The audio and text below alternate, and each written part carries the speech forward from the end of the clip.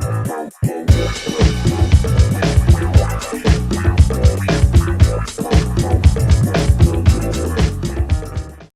the International Civil Liberties Monitoring Group, and we look at how Canada's national security laws affect civil liberties and human rights in the country, and try to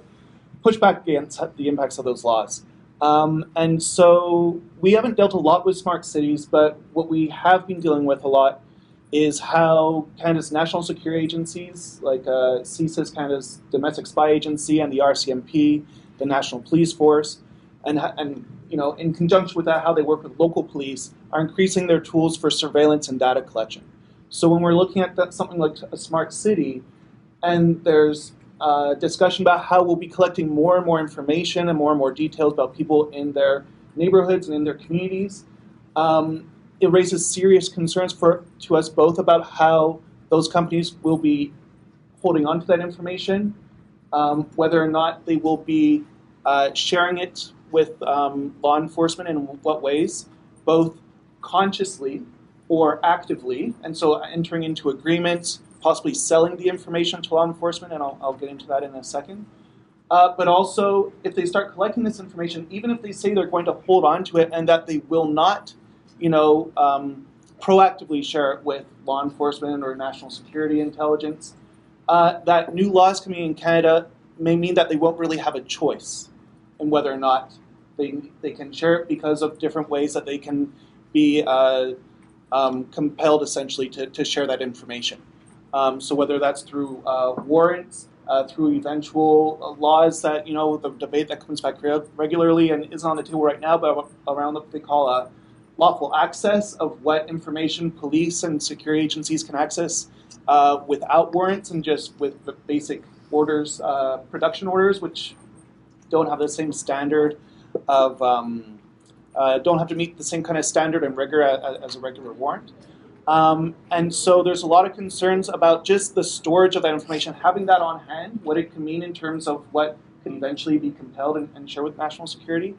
and what could be shared proactively. And I mentioned the selling of the information. So right now there's a bill on the table in Canada called Bill C-59. It's a national security bill. And one of the things that it does, it would allow Canada's Domestic Spy Agency, CSIS, to collect what's called publicly available information. And they define that as any information that essentially is in the public realm, either just publicly, and you can look it up, or that can be bought. And so when we're talking about the streams of revenue and funding for these companies and the directions that they go in, that, you know, would law enforcement and intelligence agencies be able to simply just buy this information and then input it into the work that they're doing? And the big concern there, and you mentioned algorithms, and algorithms I think is something that's come up a lot this week, and it's something that we're trying to wrap our heads around because both municipal and national policing and law and intelligence agencies are talking about going into algorithmic, and have already started using algorithmic predictive policing. They don't like that term, but essentially it's what it is. And so what does that mean on a national level when we're talking about security agencies? And what does it mean on the municipal level when we know that the Toronto Police Department, the Ottawa Police Department, Vancouver Police Department are already talking about and experimenting with algorithms for how they police neighborhoods. And then there's all kinds of questions about how those algorithms come about. And then the last thing I want to touch on is just what kind of rights that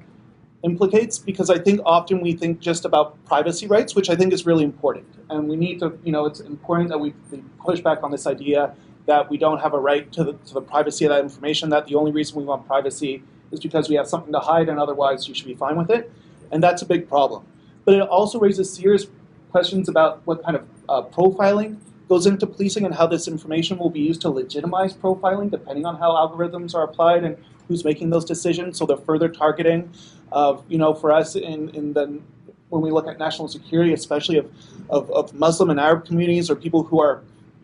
identified and labeled as Muslim or Arab or as threats to national security. We're seeing it more and more with indigenous populations and land defenders. And so there's a big question about how, if we start this at the municipal level, how it kind of trickles up, but also how the technology and the rules that the national security agencies, which often don't get as much scrutiny as local police agencies, what powers they're getting, and how that kind of trickles down and can affect what local police are doing.